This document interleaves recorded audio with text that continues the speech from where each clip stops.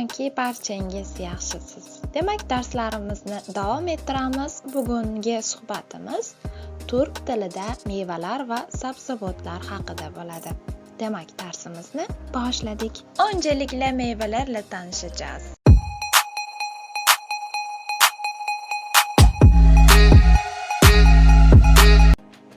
Elma,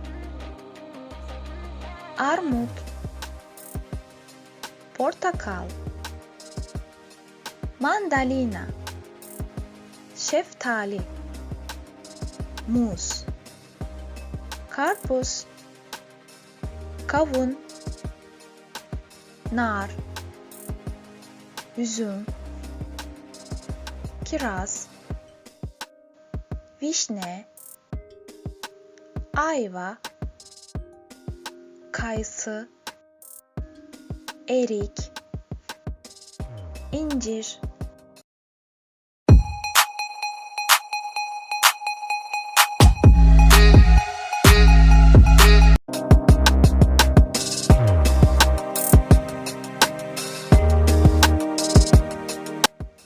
Sebzeler: havuç, çilek, domates, biber, patlıcan, salatalık, soğan, sarımsak, patates, lahana,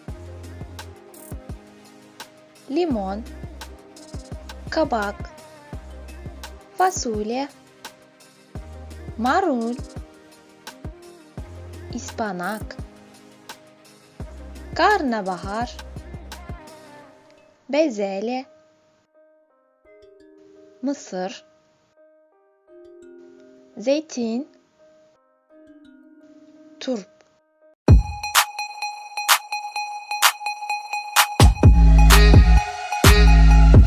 Sizga shu yerda yakun yasaymiz. Agar videomiz sizga biroz bo'lsa-da foydali bo'lgan bo'lsa, like bosishni, kanalimga hali obuna bo'lmagan bo'lsangiz, obuna bo'lish tugmasini bosishingizni so'rab qolamiz.